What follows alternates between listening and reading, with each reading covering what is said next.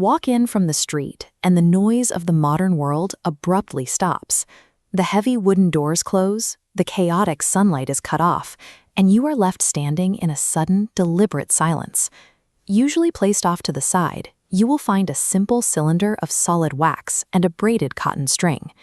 Humans have used this exact tool to anchor their spiritual lives through the rise and fall of civilizations. It has outlasted empires by remaining unchanged, a physical constant in a shifting world. So what exactly happens here? How does this mundane, lifeless block of wax manage to serve as humanity's most universal bridge to the divine? We do not light candles in a sanctuary to see better. The act of bringing fire to that wick is a physical sacrifice, designed to take an invisible, internal desire and make it visible. The process begins with an active participation. Through the friction of a match, you generate a spark. You are literally transferring your own physical energy and your intention directly onto the unlit string. Once caught, a precise chemical sequence triggers. The heat from the wick melts the solid wax at the base. That liquid wax is drawn up the fibers of the string, where the rising temperature vaporizes it into a gas. Inside the deep, quiet center of the flame, that distinct blue zone, the vaporized wax ignites. The material world becomes pure thermal energy, radiating out as a steady stream of photons. This sequence is the technical definition of a sacrifice.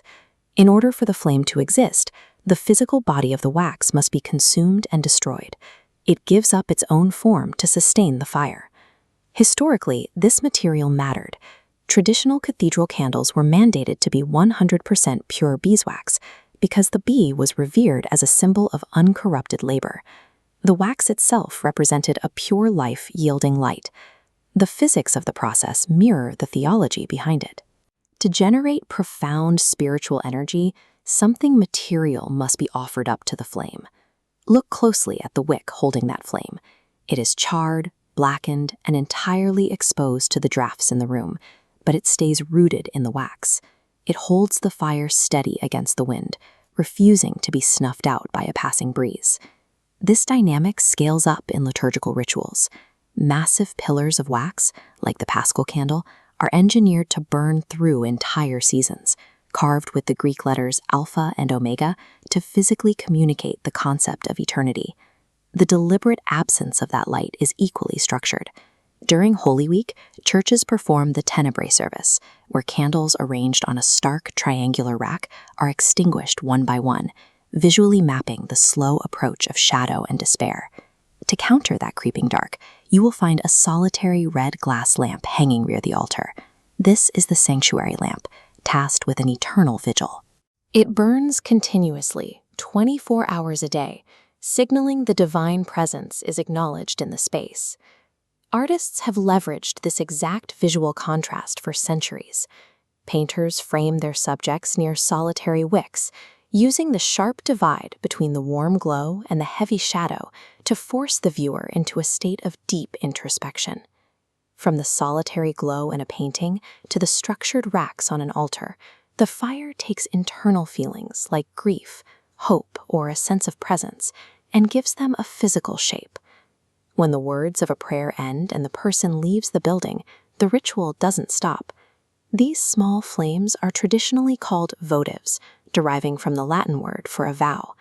They stay behind, continuing the petition long after the creator is gone. Even the byproducts of the fire carry meaning. For thousands of years, humans watched the thin, white spirals of smoke rise from wicks, believing those trailing columns were physically carrying the needs of the people up to heaven. Down beneath those burning wicks, you find the physical aftermath. The bases of iron cathedral stands are completely coated in thick, hardened mounds of melted wax. These layered drips stack up over time, resembling geological strata. Each hardened tear is the record of an individual's specific need, melting down and merging with thousands of others to form a single unified community of faith. A single flame might only burn for an hour, but the remnants left behind prove that the act of faith itself leaves a permanent physical mark on the space. As you stand before these layers of past prayers, the flicker of the light begins to dictate your own internal rhythm. The slow, steady pulse of a burning candle is the physical opposite of modern chaos. It acts as a signal to the human brain to downshift, moving from high alert into a state of rest and focus. Zoom out and you realize this quiet peace is happening on a massive scale. As the Earth spins, an unbroken wave of lit candles follows the sunset across every time zone on the planet, maintained by millions participating in the exact same ritual. At the end of the day, when the cathedral doors are locked and the final flames are blown out, the energy they generated doesn't vanish. The heat from those thousands of tiny fires remains trapped, literally keeping the ancient stones of the church warm through the night. The next time you walk past a burning wick, look past the fire. You are looking at a prayer captured in time and an ongoing everyday choice to keep the light burning in the dark.